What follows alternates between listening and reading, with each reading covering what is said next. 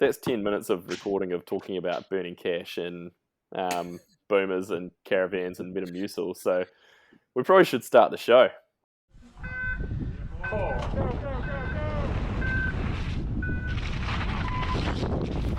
Nice. Very nice. Front to back. Leader's garment. Quite happy. It's alright, isn't it? Looks pretty good in that bad boy. Excellent, I think the word you're looking for is... Look at that thing. Looks beautiful, doesn't it? Beautiful. Now, only if you're ready for this. Welcome back to the OTB podcast. We're back after the Sainte Anne World Cup, round 7 of the series, and far out what a race it was. I think I said that last week, but holy shit, this was another crack of a race. North America was really turning it on in the last couple of weeks. Sainte Anne is always a favourite of mine. Red Dog once famously slept on a box full of tyres. We didn't get any offers of anyone willing to put up any cash for him to sleep on a box of tyres this week, unfortunately. So we missed out on that opportunity, but who knows? Thank God. We'll still take an option. Yeah. We'll still take offers on that one. But welcome any back. Offers to bring me back to Instagram, and like just no, I don't think anyone's really missed you that much, mate. That's good as well.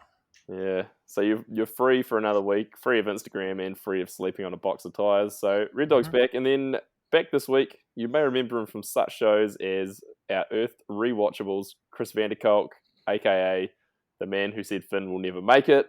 How do you feel about this weekend, Chris? It's a pleasure to be back to join the guys on the podcast. You beat me to the punch there, Kerry. I was just going to say, fantastic weekend of racing. Some real standout performances. Some people on and around the box that you might normally have expected to be a bit further down the order. One of my favourite performances on the weekend was Finn Isles. He's a guy 4 years in the senior ranks, and he's really just been chipping away. He's had his doubters, and the media particularly been all over him the last year or so. But I knew he'd make it. I knew he'd get there, and look, at least I didn't write off one of my heroes. Only a few months after he hit world champs. So fuck. I was about to say this is a tough love scenario, like my Manar love scenario, isn't it? That's how I feel about it. Yep. You were always there for Finn, weren't you? I always believed him. I knew he had it. He just had to hit the gym. I reckon up until recently, didn't you say that Jackson would win before Finn? I reckon Jackson would win before Laurie. Yeah, that's definitely been a hot take. I'm standing beside that one. This is our next hot take that's coming. That'll be the next one.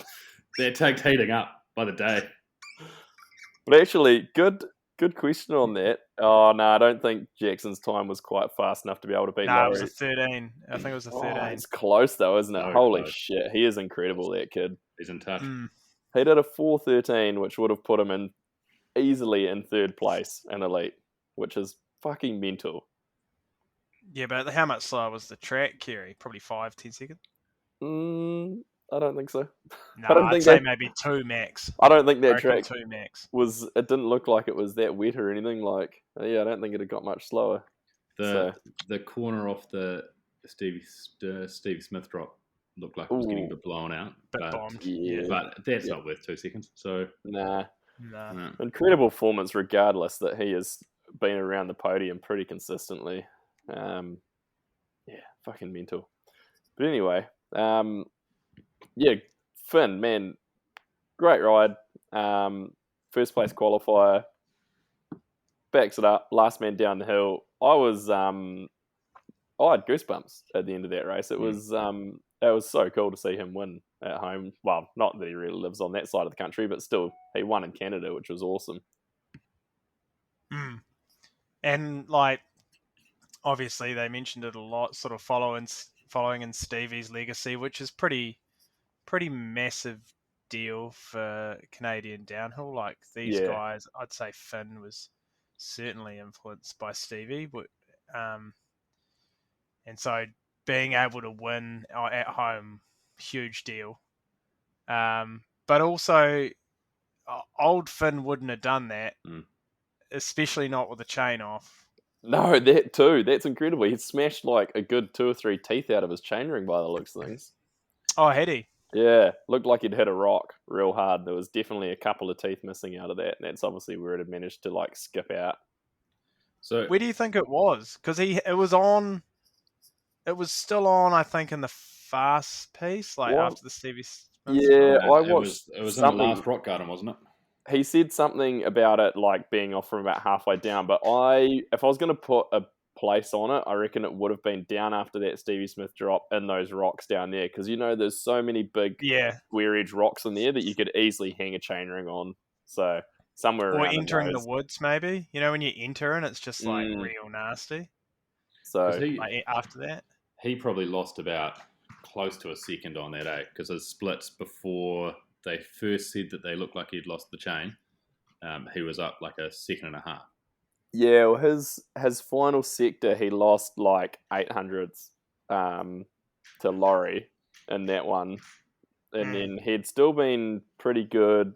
I mean, he was still ahead of Laurie in the sector before, so yeah, I think it was kind of. I mean, obviously that last stuff when you come out of those last kind of trees, there's a bit of a flat section where everyone's normally sprinting before you get down into the step up and that down to the finish. But man, that must have just been nerve wracking for him, just knowing that he had nothing except for just tucking and trying to get down through that stuff as perfect as possible.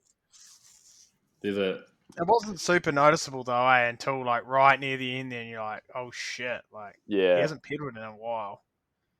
He's pretty lucky it didn't get locked up in an awkward way as well, like going through the rock garden. If he had like a pedal down or a crank down, he would have been fucked. Yeah, it's not unusual for that sort of thing to like manage to flick the derailleur or something, into the wheel or something stupid like that, and shit could be all over. So and it dropped off the like not towards the frame as well, eh? yeah, it was on the crank So side. it was like hanging on the crank, Yeah. hanging on the pedal spindle, pretty much. So it's probably lucky it didn't get jammed up or anything either. Oh, so lucky. Would have been a nightmare. About Finn, he's a different guy this year. He's so much bigger than last year. Yeah, do you reckon there's been some cues from Bruni on that? Because Bruni's been a big dude for a few years now with his training. Yeah. And I reckon Finn has bulked up too. And I reckon Sainte Anne, it's real obvious the guys who are putting the work in the gym, especially the dudes who are just a little bit bigger, who have got bigger frames, who kind of don't just kind of float above the rocks like some of the smaller dudes do. And Finn's one of those guys that was just so solid on the bike. And the other one is Ethan Craik. Ethan Craik is someone who visibly is so much more solid and so much more well set up on his bike. And he looked so much stronger than a few of the other guys that are around the same start time as him. Yeah, it's funny. Like, I definitely agree, but it's funny you should say that, because then you look at like Laurie and Troy, and I would put those two guys in a similar category to each other, where they're like smaller dudes and they're quite like hopping staff and that sort of thing. So kind of those two quite opposite styles look like they've worked there. Yeah. Because Gwyn in fourth, he's obviously like, he's quite a tank. Yeah. Remember Horse said that when he saw Bruni and he hadn't seen him in a few years, he commented on how jacked he was. He's a rig. So there's obviously been a shift, like, I don't know, guys getting bulk, getting swole. Yeah, getting They're strong. Definitely getting swole. It was evident at creatine. Sure. Metrics. You know metrics, the stuff that the bodybuilders used to take back in the 90s. I'm not real familiar with my 90s bodybuilding. No, neither. But it's spelled METRX, and it's like one of those American brands that's just, I don't know. Google it, you'll see. Is it like FDA approved or whatever? For or horses. Kind of slip past that. Probably, for horses, okay. Probably, yeah, it makes sense. Yeah. Horse strengths. Yeah. So your good result, well, not good result, fucking great result for Finn to finally win his first World Cup. The crowd looked huge as well. That looked like a real good crowd. And the Sainte Anne crowd has always been good. So, do you think potentially Finn is still partying? Oh, yeah. Holy shit. That whole place is still partying. It's either still partying or it's burnt to the ground. Yeah. The cross countryers used to fucking hate it because the downhill guys would always go out after the downhill race, and because all the hotels are right around where the pits are and where the party is. And I remember every year there's so many people complaining because it was just like this huge party on the Saturday night, and then the cross country guys would be up and racing on the Sunday, and this downhill is still like just getting to bed at like after sunrise. it went off there. Because that looks like a really awesome pit village and everything as well, just from the shots. Yeah. Obviously, as the ultimate armchair expert I've never been. It's an epic setup, that place. It's always been my favorite venue to go to for sure. It's like quintessential, and I don't know if snowshoes like this. It doesn't look like it. It looks pretty small, but like when you turn up at a North American big size race, World Cup or whatever Norma turned into, and it's always like big resort, mean pits, like all the amenities and stuff. It's pretty sweet. Yeah, everything's just right around the pits, and like you're literally just at your hotel, and the pits are right there. It's pretty cool. Yeah, it's pretty mean. So that's the Mont Sainte Anne party review. Probably went. Do you think Horse is still going? Is Horse still going? Is he full gallop at that after party? I did have some comms with Horse today.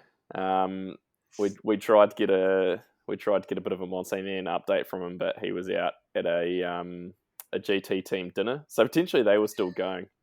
Going. They've got a few things to celebrate. Yeah, they had a pretty strong race. I wanted to kind of just scroll down the results though, because obviously Laurie Greenland is second, 0.2 of a second back. That was man, because he had a crash in qualifying, and he came down pretty early and just obliterated everyone, and that was a fucking incredible run at that point in time. That pace that he put down. I mean, you look at the results, and he was nearly 4 seconds up on Brosnan in third place. So yeah, him and Finn were on another level there, which was pretty impressive. Like, you don't see gaps like that very often in that top 5. Nah. I noticed also there weren't many mistakes across the whole race. Like, there's a few big incidents, big crashes, but there weren't many like just mistakes or step outs that cost people their runs. Is it a track that's like that, where it looks wild and fast, but actually everyone's just going so fast and so straight that they're not crashing? Yeah, it is like, I'd kind of made a note too. The couple of big name crashes that we obviously saw, like Amory and Greg Bernard, they were weird crashes from them too, like quite uncharacteristic. To see them go down like that. Like, Greg's one was bizarre, and then Amory's one, like, I could see what he did, and kind of just obviously pushed the front wheel in that turn, but it was a weird crash for him. Like, it was not like it was something that was catching anyone else out. Nah, I think one other person looked like slightly sketchy in that turn after the Stevie Smith drop. I can't remember who it was. But yeah, like, uncharacteristic. Both of them, just real weird. You wouldn't expect Greg Minard to like essentially run wide off that. He got kicked or something off that lip. Like, I don't think he had enough speed, and I think he pulled and got like a bit of a kick, and it just sent him in a real weird direction. But pretty awkward that he pioneered that gap like 2 years ago or 3 years ago, whatever it was, and then he goes down on it in a race run at this race. Yeah, it was strange. But yeah, everyone else was relatively, well, I won't say tidy because it was still pretty wild, but it was actually hard to differentiate people. Like, you'd look at the split and you'd be like, oh, it doesn't really translate to what I'm seeing on the screen at times. But... Yeah, it's hard to tell, and especially because you miss, like, I don't know, you probably miss 3 minutes of track before you get to the footage. Like, you see them out of the start, and there is so much track that you don't see before they get out into that open stuff. Yeah, you see. Yeah, it is quite a lot, eh?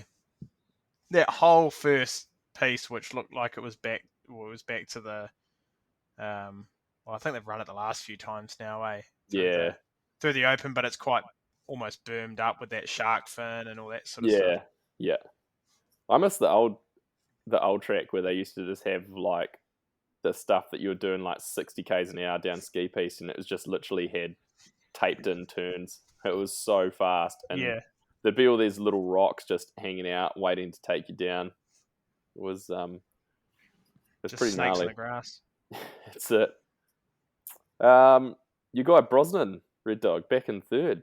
Strong ride from the little Australian.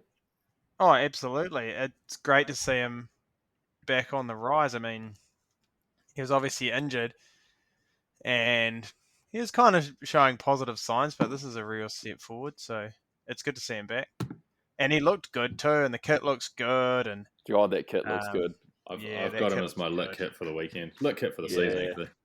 Yeah, it's a good kit. And he looked like he was back to it was vintage Brosnan. T-Roy, yeah, which is good to see. And then he generally goes quite good at Sainte Anne, and I was sort of hypothesizing why, Kerry.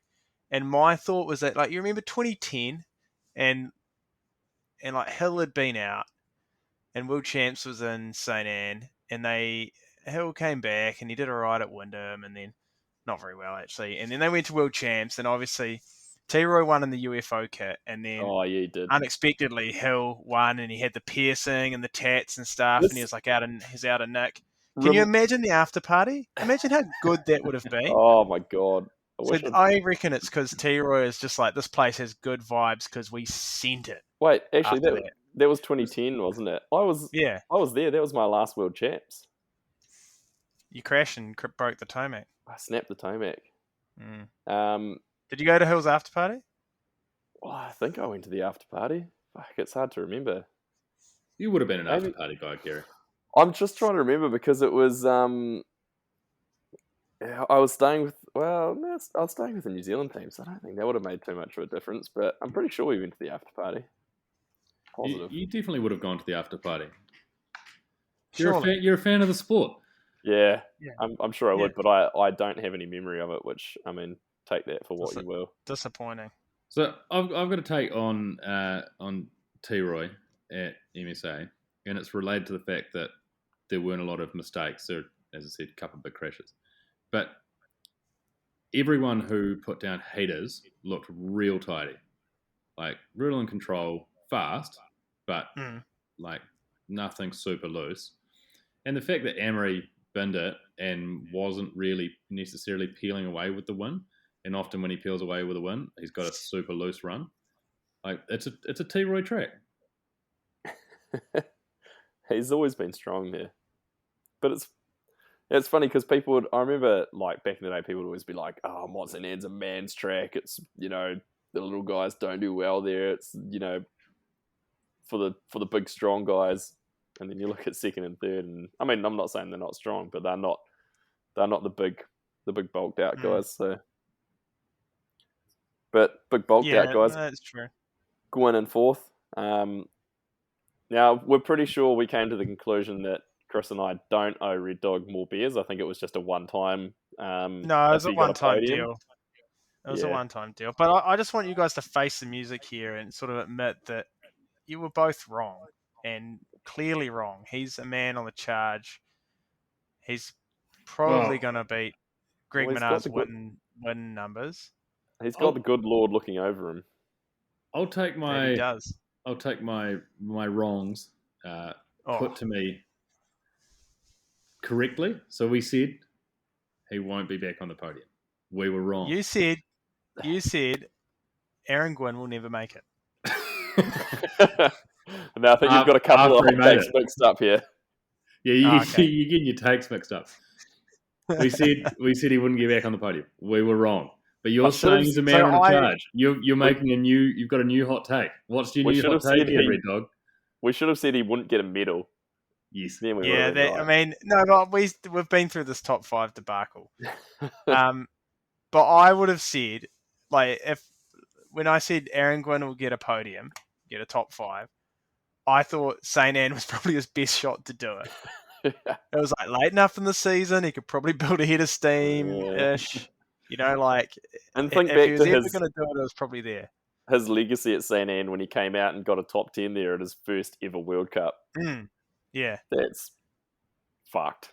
He was, And I believe next level. he pumped everyone like when it was super wet or something. Like it was getting worse and worse conditions, and I think he won Oh yeah, he won that one a few years ago when it was horrific conditions, 2017 maybe. I think when he something won like that. But are you talking Yeah. about old Gwyn? Yeah, not Oh yeah, modern. sorry, Gwyn. no, we're talking Yeah, about old Gwyn. yeah, we're talking about old Gwyn. No, we're So- looking at new Gwyn now. My question for you, Red Dog, as a Gwyn guy, Yep. what's next for him? You're saying he's on the charge. What's your hot take now? Because he can't be on the charge in fourth forever. He seals the career off with a world champs win. Are you calling retirement? Stamp that. No, he wins world champs and then he's out. Mic drop. Do whatever he wants. That's a huge hot take. He's not I winning don't think Leger. He ain't I winning don't think he Leger. does. Could Someone he win French. again? Someone French is Probably. winning Leger. Yeah. There's too much on the line for a Frenchman not to win. Yeah. Petey's dusting the kid off for redemption. Yeah, he needs redemption there from 04. God Have damn. you watched that recently? Oh, Yeah. Oh, It still hurts. It It still hurts, hurts to eh? watch. like, can you imagine being him then? It would have been so shit. Fuck. I cried a little, probably a lot at the time, I remember, because everyone hated Burrell back then too. there was a lot more hate in the pits back in those days, eh? Yeah, the French didn't have a good name back then. They were not that popular, but they definitely have changed. You know, they've changed a lot now. They have, yeah. They look a lot more fun. Yeah. Yep. How about Bernie getting another podium in 5th? He's on a charge. So, was he on a full 29er? I think so. Yeah, I think that's the full 29er, yeah. Yep. Interesting. I said that he was fastest in time training, and I mean, you know, you can never take too much stock from time training, but I sent it to Red Dog, and I was like, "Is this anything?" And I think the exact reply was, "It's not something, but it's not nothing." Yeah, that And was it. I was like, man, I can just see the confidence in him, especially after his, you know, strong weekend at Snowshoe. I felt like him putting down that first place in time training was just going to lead, you know, snowball the confidence for the weekend. And sure enough, what did he go fifth in qualifying, then 5th in finals. So he's on form at the moment.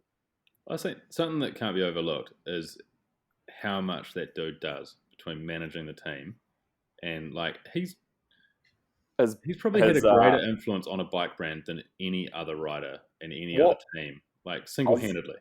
Yeah, I was actually thinking about that in the weekend. I was like, what he has done for Pivot has been incredible.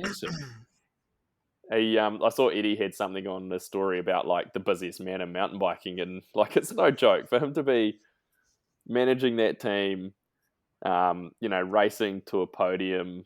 He's like the vlogs and shit he does all that stuff himself. He edits it all, like loads. No, he does not. Yeah. Does he actually? I'm pretty Does sure he he edit does. Yeah, I'm pretty sure he's That's putting that stuff insane. together. Oh my god. Well, he used to be up until like a year or so ago or whatever. And I think he still does because it doesn't look like they have like a video person or anything with him. Like he's just full GoProing it the whole time.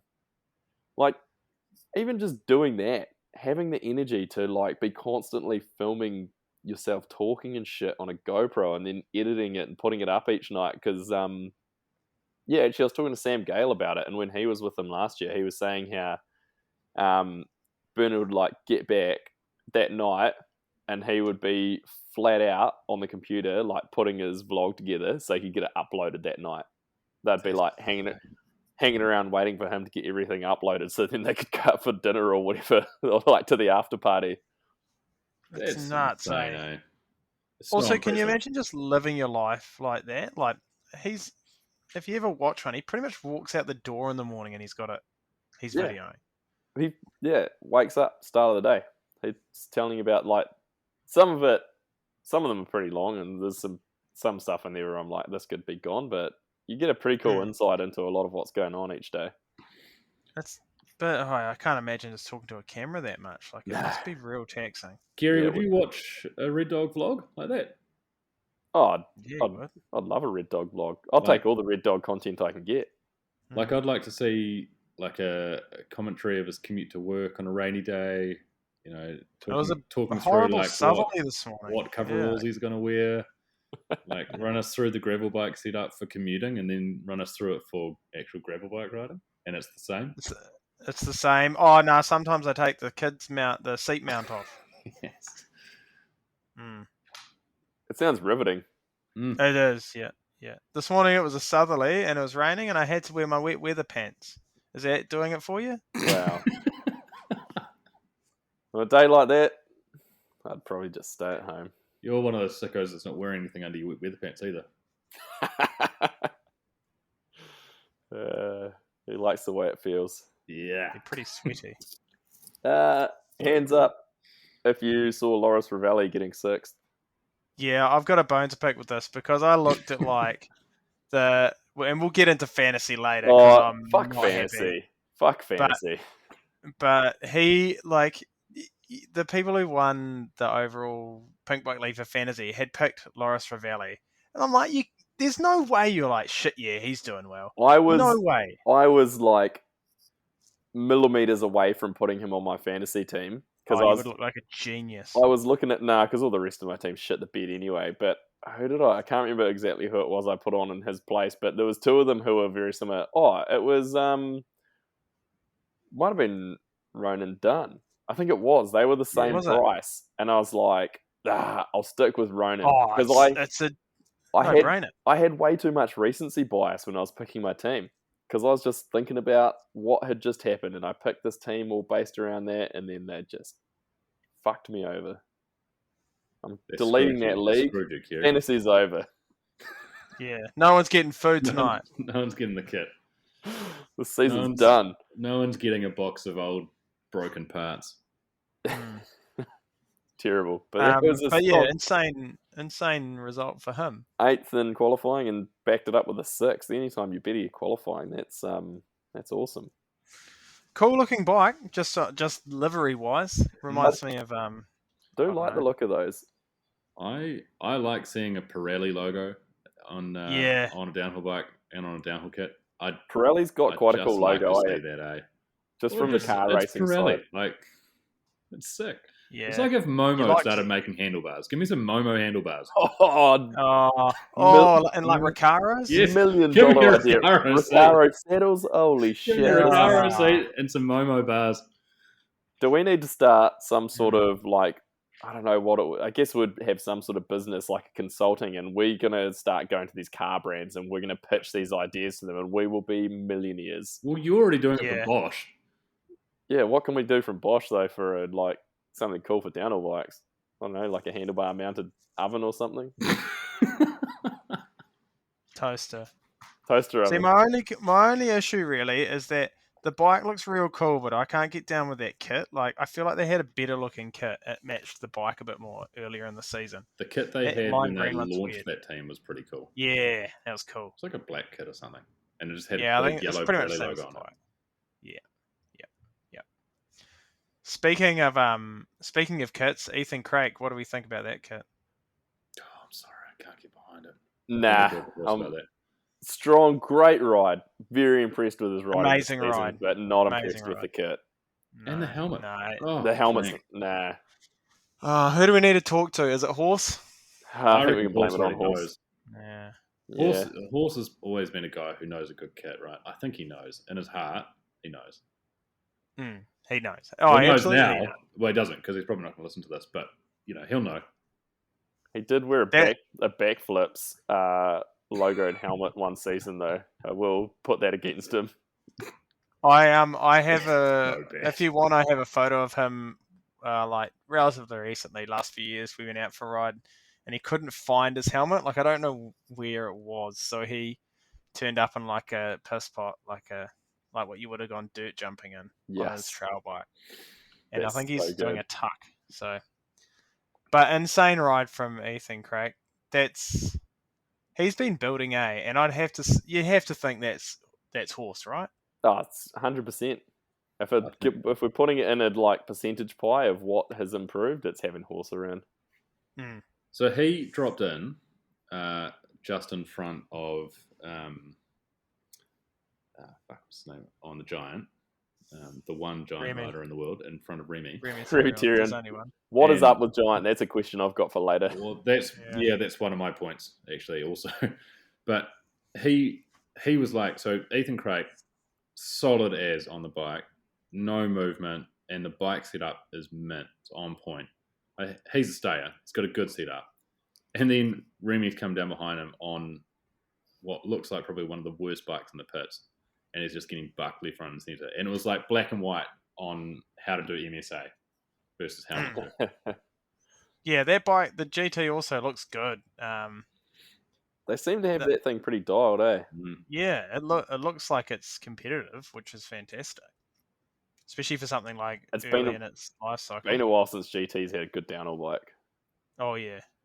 Even the predecessor to this, what is seemingly prototype but probably production. Yeah, it didn't. Even that was like, it was better, but it wasn't quite there, eh? Yeah. This looks like they've got it pretty dialed. And their suspension setup's working as well. Like the fork was working so stable. Yeah, it was good looking rig. I do want to note, and this is a sort of if Horse does listen, this is sort of just a little bit of advice. Can you get the man a hat on the hot seat, because he's gonna burn out there. A New York hat? Yeah, I was just LA, probably LA. Oh, LA. I mean, sorry. Whatever team he's affiliated with, but can we get a hat on him? Because I'm concerned for his skin. He is dangerously pale. Yeah, I mean, one pale man to another. Get a hat on him. Maybe you can get a sponsorship with Skinnies or something like that. Get him a sunblock sponsor on board. If they want to come on board this podcast, I'd be more than happy. I had a sunblock sponsor. Well, I was on a team with a sunblock sponsor once. Did you? Yeah, we were sponsored by the. I don't know if it was actually a sponsor. I think it was like an affiliation. We had the John Wayne Cancer Foundation. We had this like John Wayne sunblock that we were giving out at races. Like John Wayne, the movie guy. Yeah. Did you meet John Wayne? No. He didn't turn up for some B2B. Like, we also were sponsored by Sierra Nevada Pale Ale. Arguably, that was the better sponsor. Hold on. Did you see any of it? That's a craft beer company. Yeah, you but you were an early craft beer guy. I was not drinking it at that point. I was a States guy back then, so I was not having biggest regret you ever had? Yeah, possibly. When you were traveling in the States back in those days, Kerry, what were you drinking?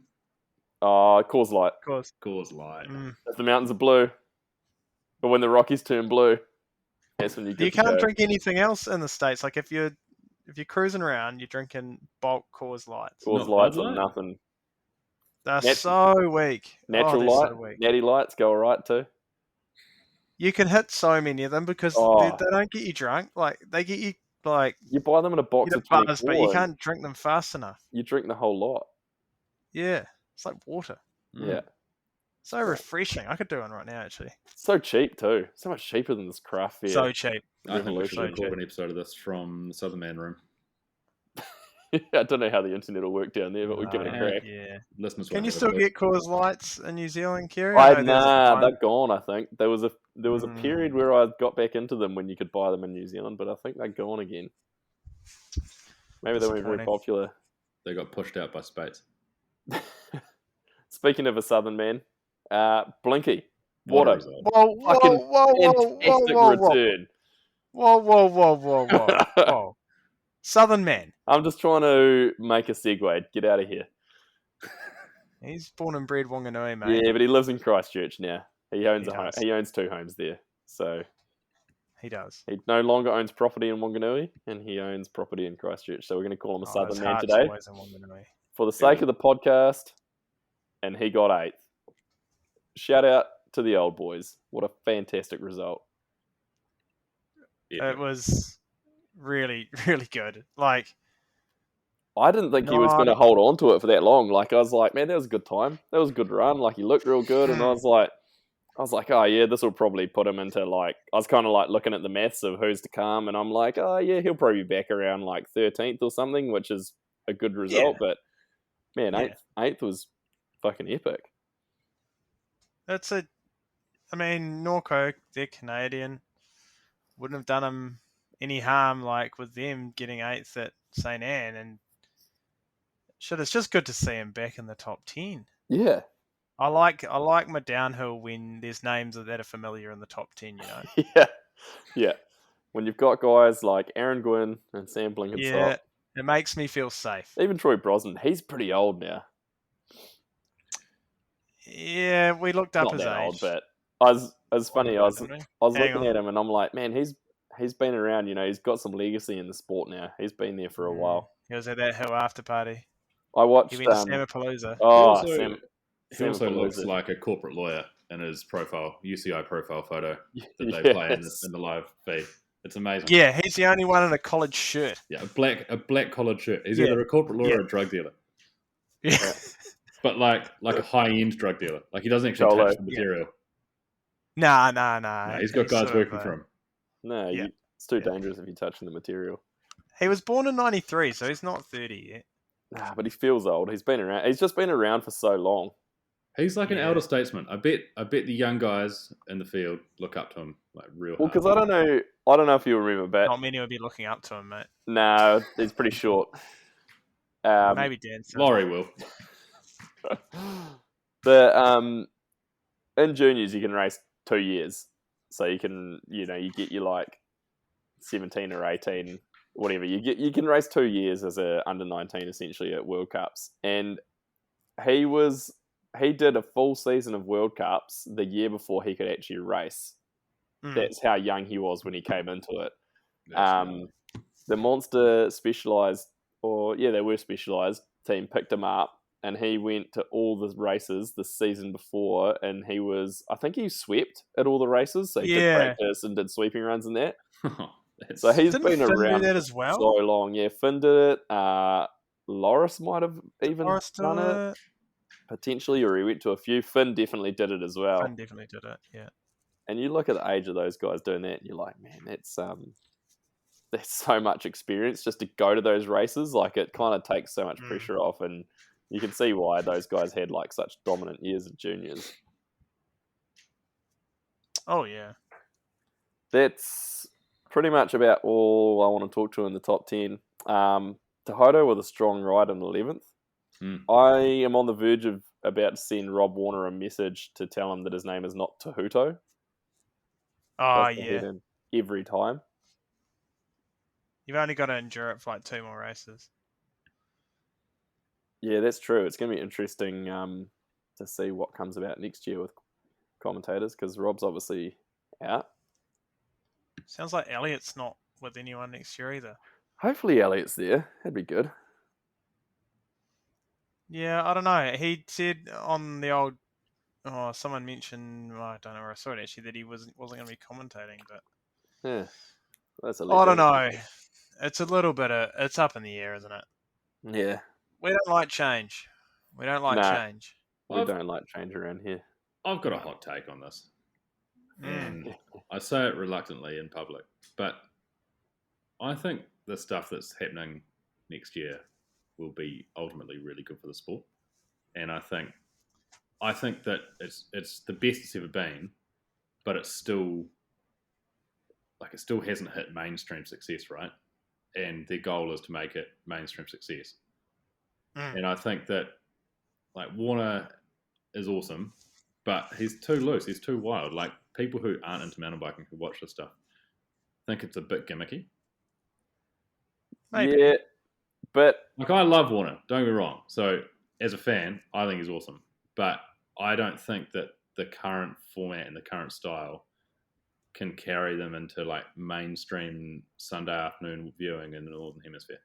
Is our sport just is what it is, though? Like, I think for an outside person looking in, it's kind of a bit weird sometimes.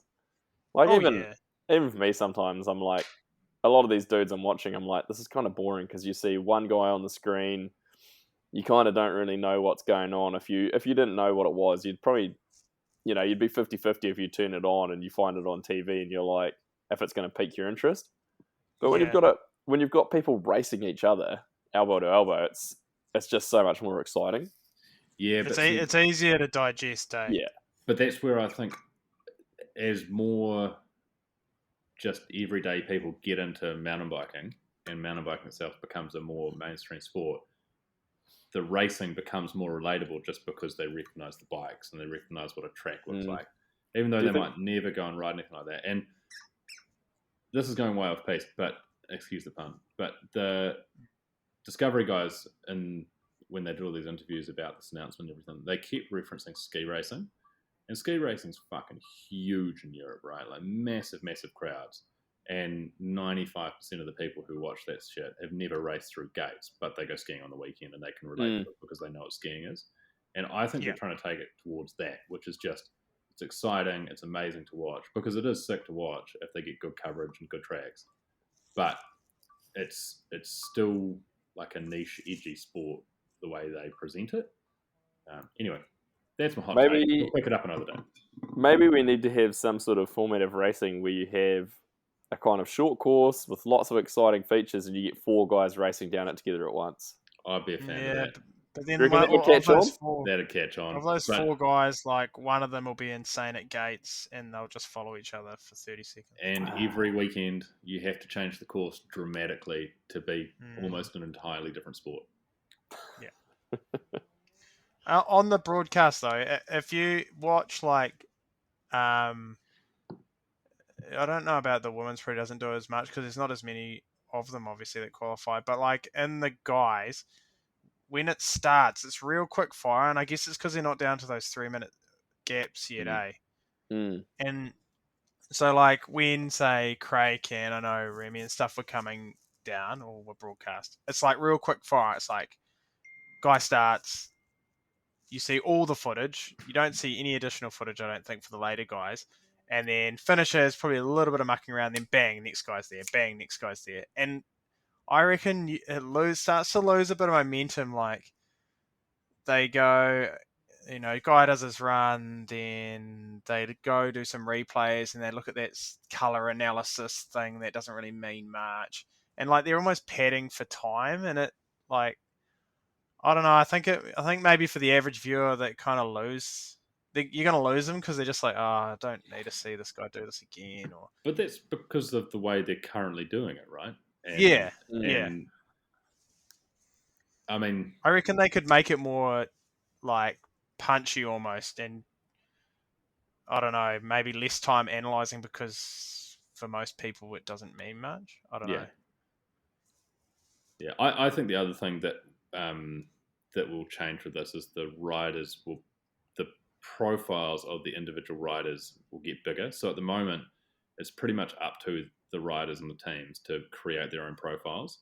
But the media coverage or the broadcast and everything isn't telling the story of the individual riders. And I think that's one of the things that Discovery will potentially try to do, because there's, like, you look at the model that's been set with the whole F1 Drive to Survive thing. Yeah.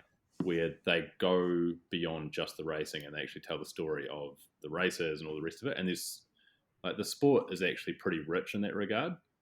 They're real interesting people. They're all really well connected. They travel around the world. Like, there's a lot of story to tell there. And I think that the riders don't actually get the exposure and the profile that they necessarily deserve, because they get their 3 minutes of racing. And if they're in the big show, then that's all they get on screen. And then it's up to them to tell their own stories.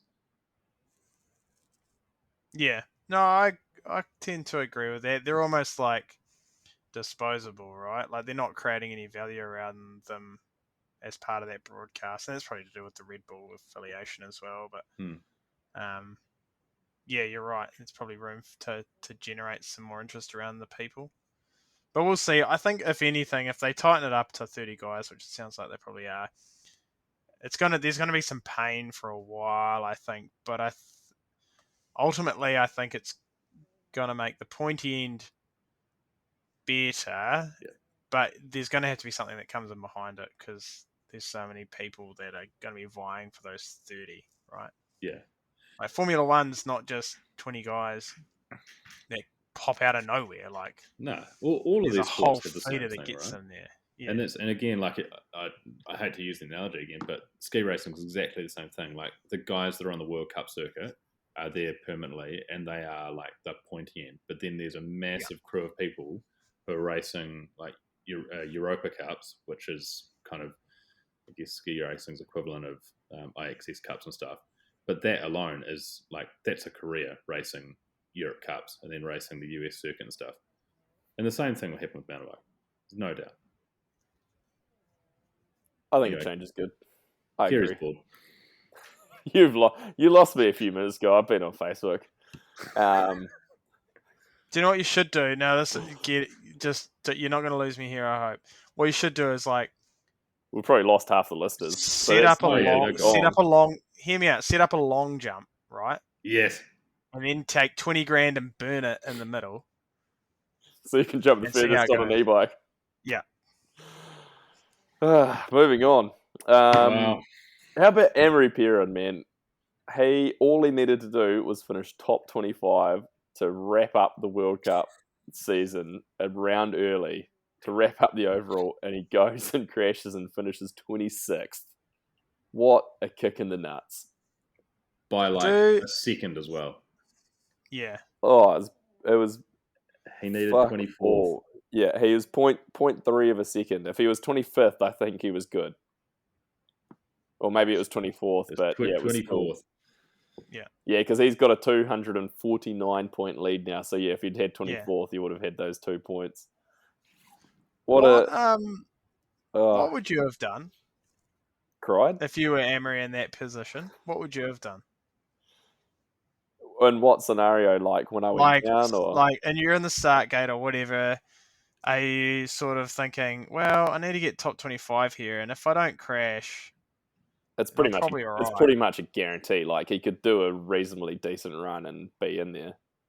Yeah, but can he do that on purpose though? Like, can you purposefully slow down but still put together a really good fast run? Like, are these guys at that point where they can just take 5% off and it'd be fine? Because he also crashed in probably a corner that he would not have crashed on all weekend. Unlikely place to crash, and he didn't crash because he was pushing it.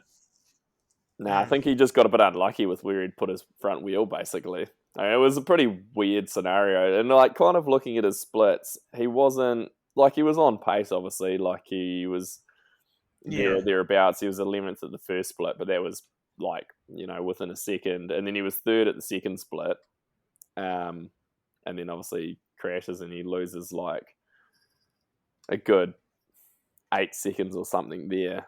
Yeah. But yeah, it's like, I mean, these guys could still, they could back it down a little bit, but it's also hard because then you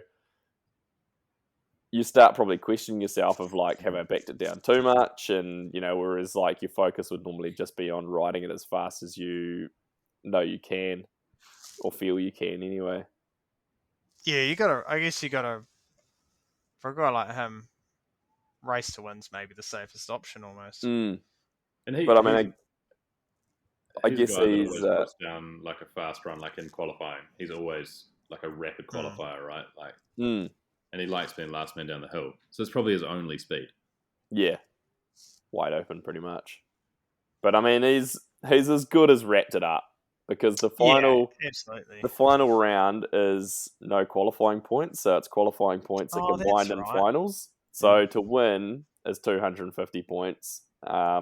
Second, I can't remember exactly what it is, but essentially him being at 249 points up on Finn would need to win, and Emery basically would then not show up. Yeah. Because 60th place gets you 1 point, which as long as he was within the top 59, which he's protected, so he's going to be in finals. So he just has to roll the line. He just has to roll over the line. Nah, because if you DNF, you don't get points. On qualifying, yeah. In qualifying, so he just needs to roll across the beam, and then basically, but he'd have to finish. Finals, yeah, so he'd still need to finish. So as long as he's not injured or something, like I'm sure he can just ride down the hill to a finishing position. Does it change things that World Champs is in the middle? No, I don't think so. But I also don't think Val d'Isole being the final is. I mean, we've been wrong a lot before. I mean, just look at how much of a dumpster fire my fantasy team was, and how wrong I was about Gwyn, obviously. But I mean, I don't know if I I don't know if I would have said that Finn was a strong contender at Val d'Isole, but then looking at it, he was 9th there at World Champs last year, so maybe I'm completely off base on that. Yeah. But either way, Finn would need to It's win. 1 point. Like, Finn needs to win, and Amory needs to not show up, basically. yeah, it would need to be like, it'd be the biggest clawback of all time. Yeah, it would be It's incredible if it happened, but I don't see it happening. I see Amory getting on the piss at the MSA party and breaking a collarbone or something. Like, I don't want that to happen. That'd be terrible. But like, he's French. They get wild. Yeah, he looks like he enjoys a few beers and some darts as well. So he'd probably get after it.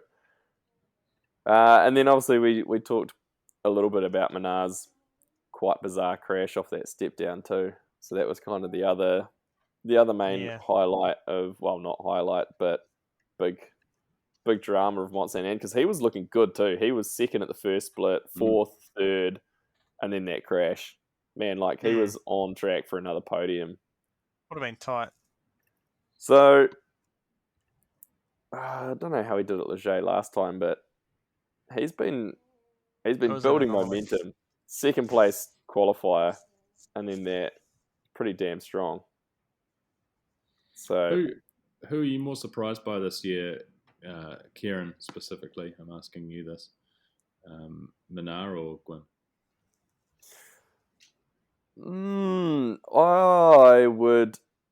I'd probably go 60% Gwyn, 40% Minar. Slightly more surprised that Gwyn has made it back to the podium. If I look back at his last couple of seasons, that's why I made this infamous bet that he wouldn't get on the podium. But then, like, Minar's the current world champ, so like I feel like he's still showing that he had the speed, whereas Gwyn has kind of had a couple of pretty average seasons, and had basically written him off. Yeah, had. Yeah, we all heard that. You ripped him. You Yeah. ripped his heart out. Asshole. Only other notable thing from me, well, not only other, and I'm sure KB you'll do the New Zealand wrap up after this. But podcast favorite Benoit from Accounts. Oh, He was God. pushing, but I think the auditor found him. Yep, he almost died. And, How lucky was he to ride that out? Holy shit. But did you, in the women's, the exact same thing happened to Miriam. It was Did the she same blow it? spot. She didn't peel a tire off or anything, though. She blew it. Oh, did she? Ooh. Yeah, pretty much blew. Yeah. I thought it was still on. I think it was still on, but yeah, it was almost instantaneous. It looked like it blowing up though. Do you know what she on blew? that same bump? She blew my fucking fantasy team. Yeah. What she did. Not literally, obviously. Oh But- god. She ruined my fantasy team.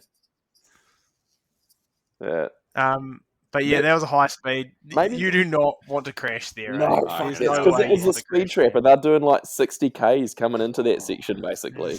He must have been packing himself. You saw him when he pulled it up, and he threw a hand up in the air like he was like, "Oh my god!" It was I'm like alive. a celebration of like, Yeah. I'm still alive. Yeah. I'm not dead. That could have gone real wrong. It was but it yeah. was an impressive save. All right, Yeah. KB, floor is yours. Do the New Zealand wrap up where you go through all the Kiwi guys. We actually Finn HB, strong result in 38th. That was a good one for him. Real good. Yeah. Who else did we have in the finals there? Win in 50th, so not quite as strong as last weekend's race, but kind of looked like maybe it had all gone a little bit backwards from the start. James McDermott, 53rd. Brooke in 56th. That was a strong show.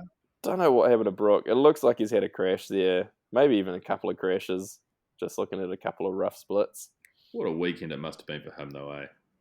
Oh, Yeah. that's what I said to Katie. I was like, man, it must have been, even though that section wasn't in the track, just being Just on that being track there. would have to be pretty emotional from what he went Yeah. through.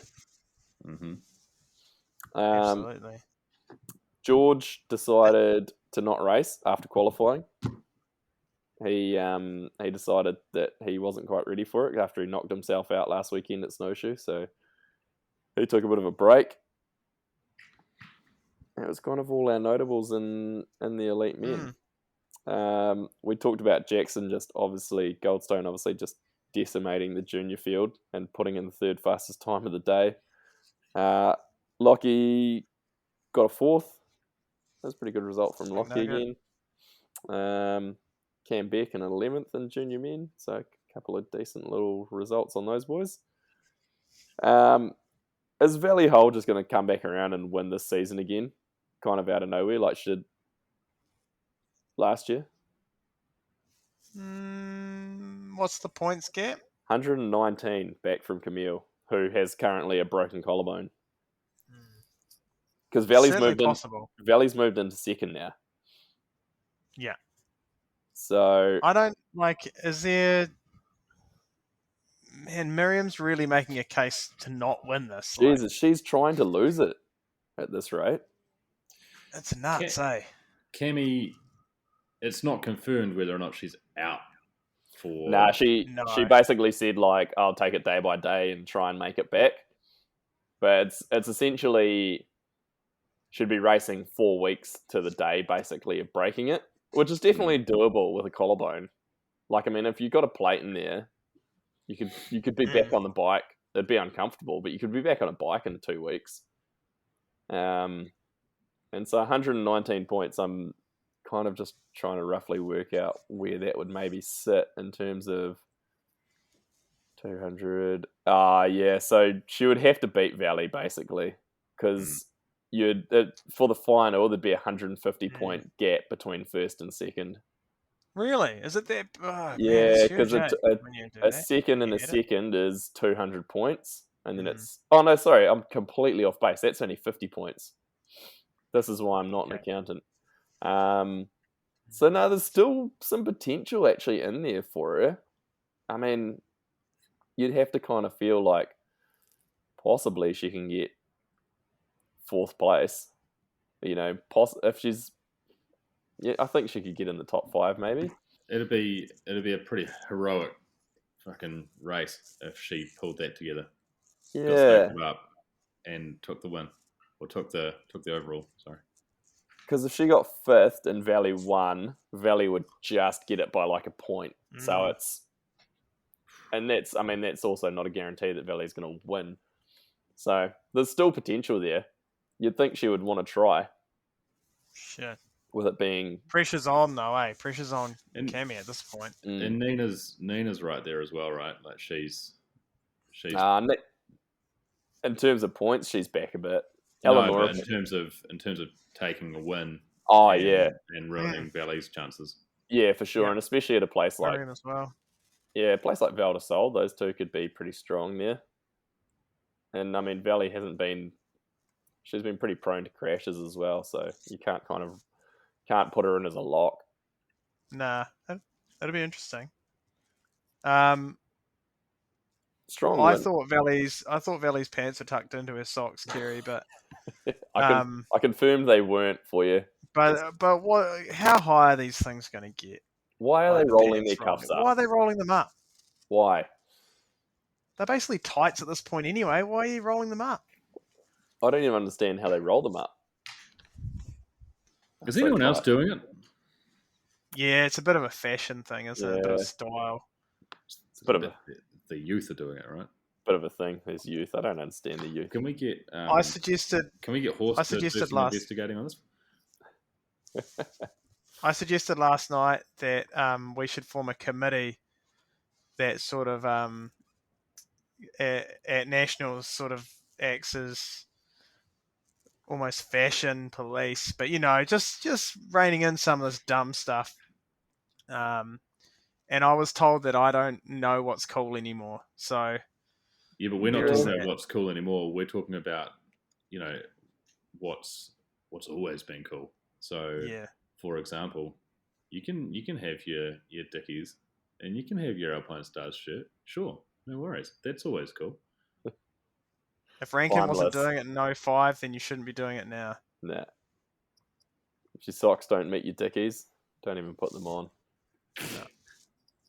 Well, I think old Millie Johnson was running ankle socks for quite some time. Oh, fuck. That's misinformed, eh? Someone must have tapped Yeah, her on the shoulder at some point. Yeah, I think someone's had a Hey, word, Millie, eh? just I don't See want if to. I- no, this is FYI. embarrassing. It's pretty awkward, but we just need Yeah. to talk to you about those socks. I It's don't as want bad to as me as speak it for you. speak ill of a legend, but Red Dog, remember when Stevie Smith Oh, wore ankle socks at World Champs in Peter Maritzburg and he crashed in the first turn, and it can't have been a coincidence. nah, it wasn't a No, that's no coincidence. coincidence. Not at all. Well, didn't it come out recently? There was a photo and Hill was in ankle socks. Yes, there's in like the 03 days, he's wearing ankle socks. It's a black mark against a great career. Yeah. It really is. Brings him down. Yeah. I bet he knows about it too. I bet he Oh, yeah, Haunts him. absolutely. I Yeah. bet he's worked hard to have that photo removed from the internet. He's got PIs on it. Yeah, he does. Oh shit. Strong win from Valley though. Getting back to what we were talking about, 3 seconds up on Nina was pretty good. Very Ele- strong. Eleonora Farina has been quietly good sneaky good this season. Just sneaking her way onto the podium all the time. Yeah, she is pretty good. Like, she's sort of 4, 5, 6, eh? But fourth place, That's a Jess good blew it. result. Podium for Jess, that's good. She didn't blow it this weekend. She blew it for my fantasy team because whoever, and if it's Cowboy, it hurts even more. That was the difference between me winning the league and me getting second. Yeah, so this is actually something we should bring up right now. Red Dog almost won the OTB league this week with a strong 846 points or something. It was 65, 865. It was massive. Mhm. And we were sure he had it done, and then the flying cow goes and gets him by 5 points. The flying cow needs to come forward and I don't know Identify if it would be themselves. Cowboy. I feel like Cowboy would say his name was Cowboy. Yeah, the flying cow. Can you please identify yourself? Send us a Come message. forward. The least likely person to be taking part in an internet fantasy downhill league is Cowboy. Yeah, exactly what I thought too. I mean, I thought my team had done pretty terribly. We actually have 49 people in the league, which is impressive.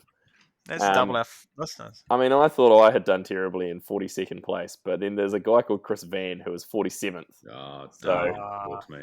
I didn't do as bad as I hoped. But then last week's winner, Laurie C, with a massive fall from grace.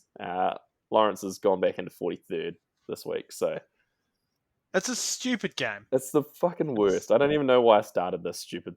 Yeah, let's never do this again. Nah, it's Because bullshit. even when you almost win, you're pissed off about it. Yeah. Mm. Liam screwed Jackson's memory. lost his lead though. The flying cow has actually taken the lead overall. So big news on the overall race to the final. Okay. And Red Dog, would you have set your team if I hadn't reminded you to change your team? No.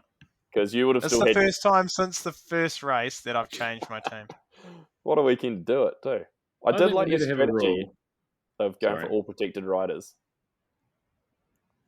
Yeah, they were all protected. I went first in the men's. I went first, 5th, 10th, 20th, and then I was 2nd and 5th in the women's.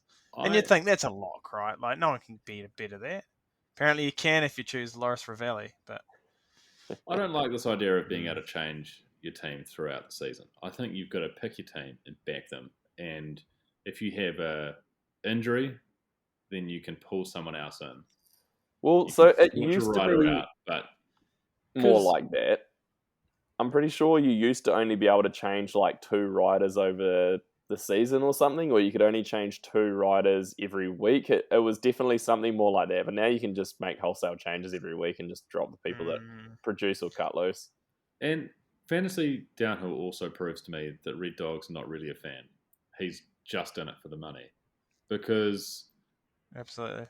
the guys that he's putting his bets on, that he's making his money from, like Gwyn, and the guys that he's saying that he's a true fan, like Troy, he's not putting in his fantasy league.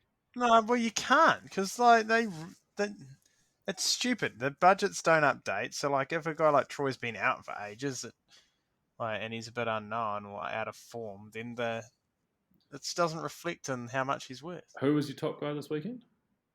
Finos. Yeah, so for the same budget, you could have had Gwyn. And my question is, why didn't you have Gwyn? I mean, you're a Gwyn guy.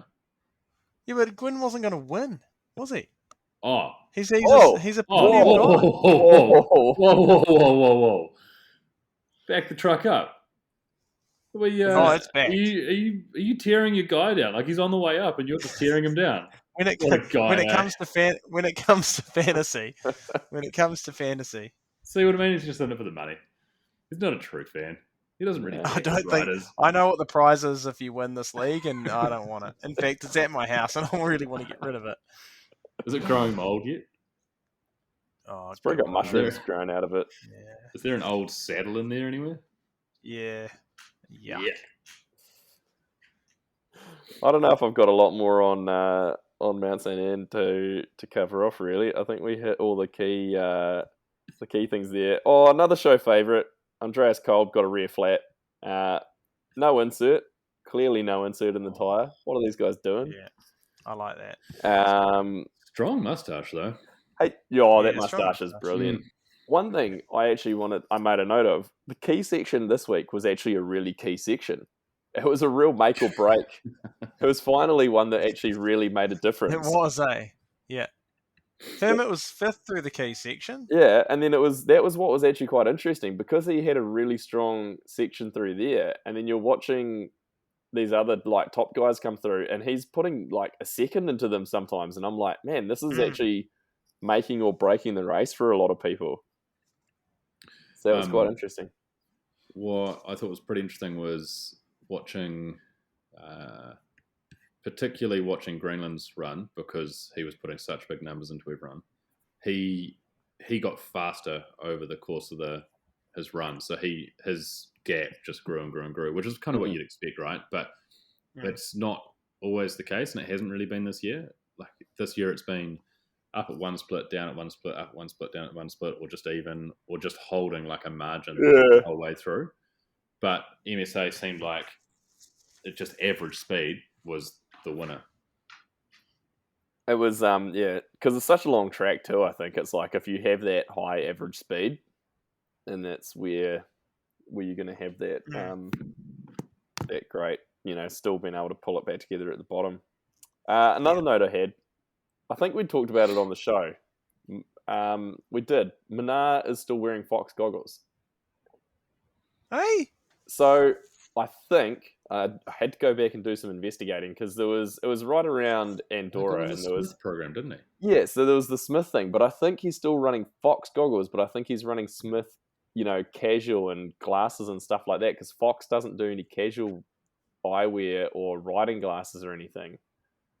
So I'm pretty sure maybe he's just in Smith for the lifestyle, but he's wearing Fox for the race life. What? What's it? So he's like... Colour me confused, Red Dog. Colour me confused. I don't know. That so Fox deal confused. must be worth so much to them for all of those guys to drop those lifetime sponsors. Well, to take Minar out of... I mean, I'm sure O'Neill was paying him pretty decent because he's been in there for a while and he was making the brand for mountain biking. And he had a helmet like logo, his Cliff Bar or something on his helmet, I think. So there's some more money.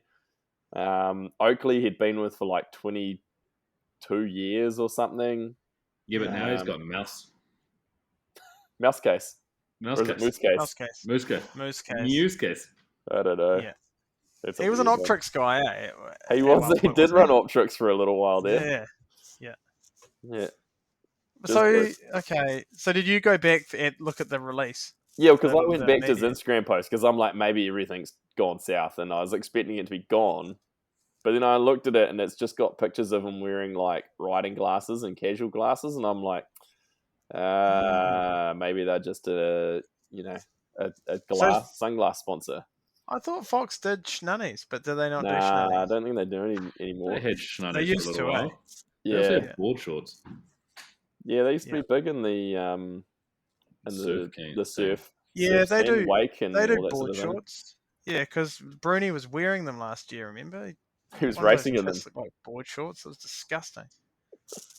Yeah. Hope they got culled from the lineup, Gooder. Fox just sold for like some horrific amount of money to a private equity investment firm. They're Just a, balling. just a side note. Someone's cashed in their options. Other news this week, or other news today, AWS has just wrapped up in Whistler. Would you call it news? It's got to be one of the most underreported races of all time. I was waiting to find out how I could watch like the last stage live like they used to do, but it turns out they don't do that anymore. No, they don't do anything anymore. So, well, that just goes back to what I've talked about in the past. AWS sucks to watch. It's a great participant sport, but it's not made for media. But the Kiwis, 4, 5, 6. Fucking good. Matt Walker, Ed Masters, and Cole Lucas. Unreal.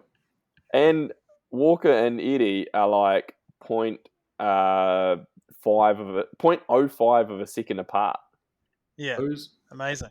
Who's partying harder, the Zoo boys or everyone at MSA? The Zoo.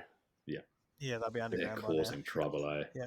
Who's partying harder, Kerry? The Zoo boys or Caleb Smith at the Shran deck? I mean, we got footage of today. Caleb would go hard for about 3 beers, but I think that's probably all he's got in him. Okay. Yeah, I don't think Caleb would have much for the boys from the Zoo, unfortunately. Well, not unfortunately. He might hit his head on the ceiling when he goes underground too. He probably would. He's a giant of a man. Hill in 27th. What's going on there? It's not good. I don't want to talk about it at this. Is it done? Can we just quickly talk about this? Is it done? Is he ruining his legacy? Yes. Is he ruining his legacy? I think it's time to hang up the 510s. Yeah. Oh man. He's getting paid to ride bikes. Who fucking cares? It's Hill. Do what he wants. Yeah, I mean, you're right. Look, Nico's still racing bikes. He's racing e-bikes. He hasn't ruined his legacy. Maybe Hill just needs to move to AWC. He did do one, didn't he? I can see that happening. I think he did one last year. I mean, Hill in 27th is just greater proof that our glory days are further away than they have ever been. Hang on, I'm just gonna warn both of you guys here. You're writing off another legend, right? And you're just putting a warning into us. And I'm I just don't want you to make the same mistake. I would never you've write done off it to Greg. You've done it to Gwyn. You've done it to Finn. You've just written off all these guys in the last 6 months, and here you are ripping off your hero. Like, hold what on, is this shit? I never wrote off Finn. Yeah, I never wrote off Finn. I backed. Oh, look, I'll put it to the listeners. Kerry puts the names on these podcasts, and this one's title is Finn will never make it. So, who's propagating the lie? There were some bold claims thrown around about Finn at one point. It's what you do when you're just so far removed from the racing, and you just don't have that enjoyment in life anymore. So you just make up these bold claims. You think you know what you're talking about, but you don't know shit. Is that an underhanded, not compliment, insult, Kerry? At all of us? Yeah, pretty much. Oh man, Hill missed the first half of the season, and he's getting old. Yeah, rough. And he's riding. He's doing promos for cheap e-bike companies. All he needs to do is slam a money and go ride a downhill bike. Yeah, that's what we want. Now out like a god. That's what the people want back. Actually, he should just run Samapalooza parties in the middle of nowhere. Is that the problem? Where Bogans race cars around, like basically demolition derby on off-road tracks. You know how Nico, when he retired from racing, went and raced rally for a while there? He raced some WRCs. I can see Sam Hill retiring from racing and going and racing demo derby. Sort of like the equivalent, like the Perth equivalent. I can see him being an F45 instructor. Yeah. I can see you being an F45 instructor. I'm a bit too much of an asshole, probably. That's why I can see you.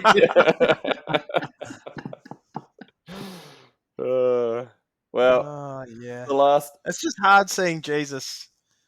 You know, it's like Jesus at Easter. It's hard. And, you know, he just... You putting Hill on the You want, cross, you want little Christmas Jesus. little baby Jesus. Here's another Yeah. thing about the EWS, and particularly this race. So you've got The false that top economy? five. Yeah, there's that, right? I mean, Jesse Mallamid, hell of a rider, don't get me wrong. But, I mean, that's his backyard, right? But here's my key takeaway. I would way rather see Jack Moyer, Matt Walker, Eddie Masters, and half of the EWS field, to be honest. Like Richie Road. I'd way rather see all those guys on downhill bikes. Oh, yeah. As a fan, I would pay my money to watch those guys race downhill, not EWS. I'd love to see Hey- Richie return to downhill. Oh, man, fuck, I it'd know. be good. He'd be a 10. Hey, question for you. If downhill goes super pointy and there's like 30 guys, do you think AWS will get bigger? Nah, I think downhill will get bigger. I reckon some sort of secondary series would have to pop up, surely. But there's got to be a gap for a little bit, and so what are your privateers going to do? Well, I feel like Enduro's already had that though. Everyone who couldn't really make it in downhill and didn't want to just focus on that went to Enduro. Like I think it's done that. It's had its kind of boom of people going over that It way. has really. It seems like to be a competitive EWS racer is you've got to be a different sort of a bike rider to being a competitive downhill racer these days. Like Yeah. it's a different type of strength and fitness and everything, right? Just marginally, but it doesn't seem as interchangeable as it once was. Nah, I think the crossover used to be way easier, but it's got way more specific now, for sure. I think about it this way, right? So you've got, if you look at the level of the teams that are running World Cup teams now, so if there's 30 World Cup races, every one of those guys are big salary, big factory support teams. And that'll mean that the teams that are running World Cup teams will be going, right, where are we getting our next rider from? Where are we getting our next year's rider from? And so they'll start running feeder teams in like US Cups and Europe Cups and stuff. And it might take a couple of seasons, but I don't think it'll take that long before there's like a really good feeder series either in Europe or the States or both. We're talking some like Formula One style. Well, that's just how like all of these sports work, right? Like even road racing, it's like that. Yeah.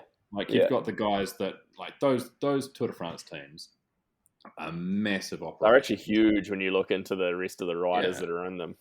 Totally, like a top Tour de France team, even like a mid-pack Tour de France team will have 2 or 3 teams worth of guys that they're picking for the tour, and then there'll be guys that are on those teams that never make it to the tour, but they still run full-on careers racing. Yeah, they still make good money. Legit races. I can see it happening. Yeah, it could happen. If this Discovery stuff takes off, it could be really good for it. My last piece of news for the week. Did you guys see that Joe Nation won the Great British Divide? Did you even know he was doing it? Yeah, he smashed it. He's doing it. And Rufus was second. Yeah, he was with Rufus. Yeah. So he put the hammer to Rufus at some point and so dropped him by a bit. But yeah, Joe fucking destroyed it. That's so cool. Yeah. I didn't know he won. Yeah, so him, Rufus, and then I'm not sure the other dude was a guy from the UK somewhere. I think they got third, but yeah, that is so sick. He had a pretty good lead. Like he definitely sent it home. So it's pretty cool. Good job too. How much did he lead Rufus by? It was like he was a good chunk ahead of him. I'm not too sure how far it was in the end. I didn't get to see. Well, because when I actually looked this morning, Joe was the only one who'd actually finished. Oh, yeah. That is so sick. So if This is what you miss out on when you don't have Instagram, eh? Yeah. Really, really obscure, ultra distant. Good news stories. Gravel rides. It was like 8 days. Yeah, it's so cool. It looks like an awesome route too. Hey, how did young Matt Fairbrother get on in Whistler? Did not. I don't know where he finished He was hovering around like 8th or something after the pro stage. Oh, yeah. Hold caller. One moment, caller. We should have done our research. Yeah, I was just trying to He see wasn't in the top 5. Five. place splits. Maybe this will give me. The fact So- that you can't find this information very easily tells you everything you need to know. So they have the results up pretty fast. I mean, I'm looking at Pink Bikes. So that's probably Looks like Rufus was about just over 3 hours behind Joe. Oh, that's all right. So that Series results. Whistler. Hang on. hang on. It comes as a PDF. Results CWS. Yep. Okay. Can you okay. print that off Hang for on. us, mate, and put that on the? Hang on. I'll send it to the printer. Can you pin that up on the Masters community 35? wall No. board? Can you put it on a USB dongle for me? Does anyone still use those to store stuff on? USB No, it's on the dongles. cloud these days. What are you storing on USB Matt dongles, Fairbrother was 10th. What are Guy you trading? Johnson was 9th. in the And under that's it. 21s. Yeah, under And the 21 still unders. That's pretty good Yeah. going, eh? It's not bad going at all, especially because he rode all the way across the bloody sea to get there. Fuck yeah. Yeah, I was like going to the say, only how did he guy- get across the water?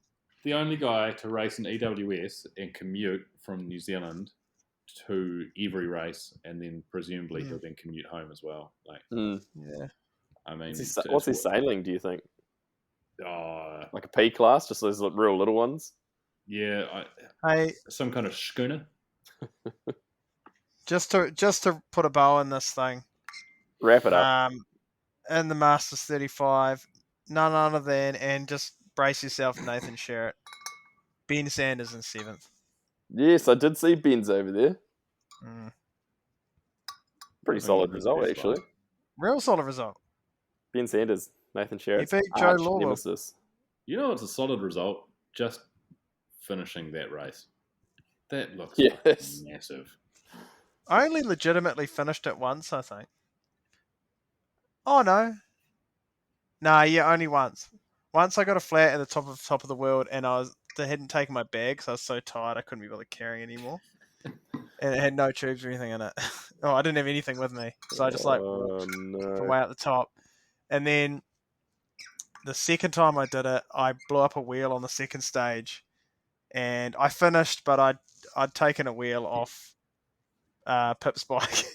And surprise, surprise, they don't check the stickers if you're a back marker like No. that. And so I did finish. Red dog And cut the then- tape.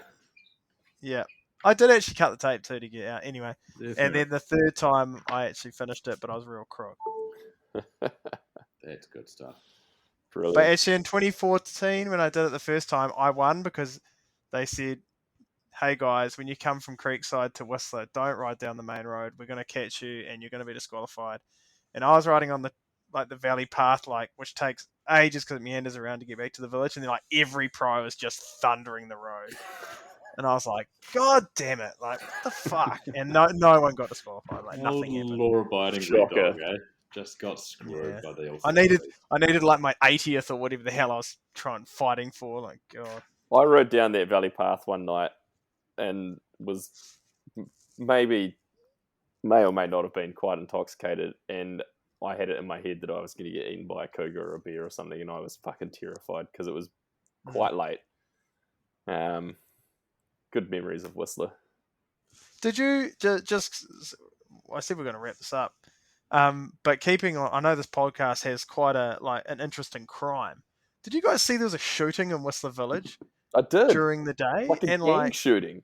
it was right by the sundial, which is right near the lift, and people were left their bikes and ran out of the lift line. I wonder how many got stolen, because Whistler's also notorious for bikes and shit getting stolen too. Isn't Whistler 50% bikes in summer, 50% bikes and skiing in winter, and then just 50% drugs and stag do's and shit? Yeah, so they make a lot of money in the summer from that sort of stuff, and also all drugs. staggies mostly, hen stews, and then May long weekend, which when I was there, I thought it wasn't May long weekend. I thought it was Maylon weekend, like one word. Because I heard Tristan Merrick saying it over and over on like the speaker at May long weekend while I was waiting in the lift line, and I just started calling it Maylon. All the people from Surrey come to Whistler and just like stab each other for some reason.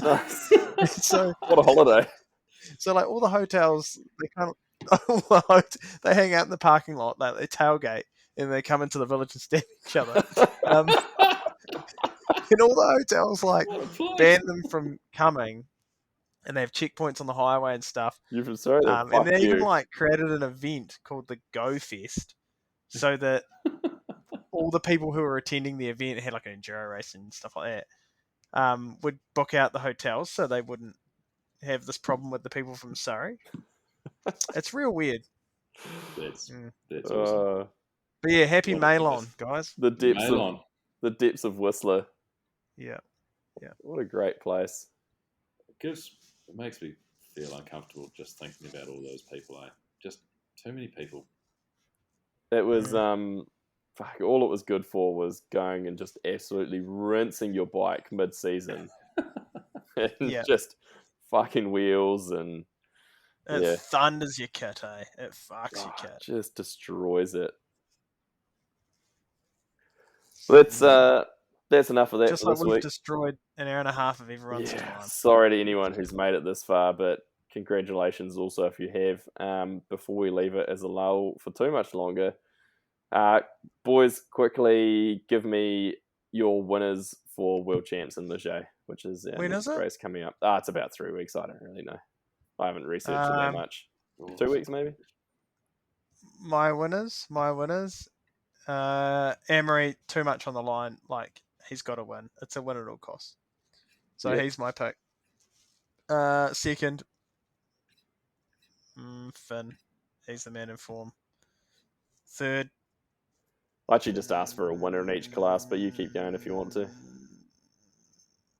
I'm going to go T-Roy because he's my guy. All right, so you're just carrying on with this full podium prediction. I think Miriam wins. Okay. All right, Chris, got any hot takes?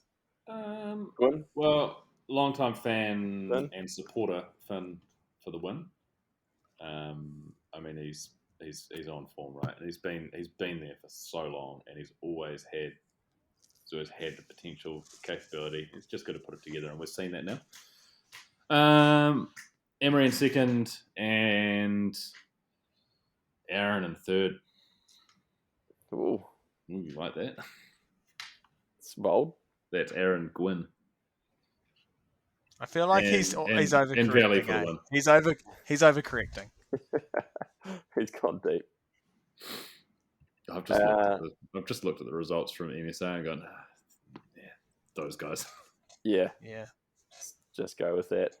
KB, he's got Manar, Laurie, and then Jackson. He races two. Jackson, if he races elite. You got them around the wrong way though, because Jackson's the number one rider. So. Oh yeah, sorry. Yeah. Nah, I am going to say Bruni. Bruni's going to win. Okay. That's not a bad call. I'm going to say Benoit from accounts turns around the bad luck he's had, lands himself a podium, and I'm also going to put Manar on there just because I pick with my heart. So Manar's fucked this year, guys. Sorry about that. Only does good. I should have written him off, and then he'd probably win. Yeah. And then in the women's, I am going to say, I don't know, Miriam. I feel like I should pick her, but I don't think I can. I think I'm going to go with Valley. Okay. I didn't give my women's pick, but I'm going with Valley as well. She's on a tear now. She knows how to win, and confidence is she's away. Snowballing. Yeah, and she's just going to dominate for the next couple of years. Righto, we'll see you next show. See you Monday. What's up? I come from the land of down on the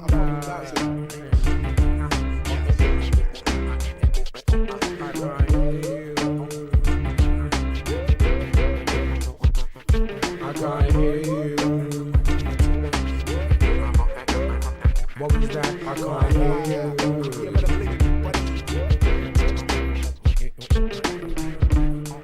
let it be like John Lennon, the anti-serum that you don't get for poisonous venom. Read the label carefully, I'm only here for the show. I love hip-hop too much to let you feed my ego. In the key of F-U-C-K, Y-O-U. I mean, why do I owe you if you're not helping me through? I mean, why do I owe you if you're obstructing my view? Success is not my castle, just a house that's brand new. You see, I irrigate the culture, give it shape like a sculpture. Still complicated, drop like I'm supposed to. B-L-I-T-Z like my DJ. Rock to the rhythm like you rock to what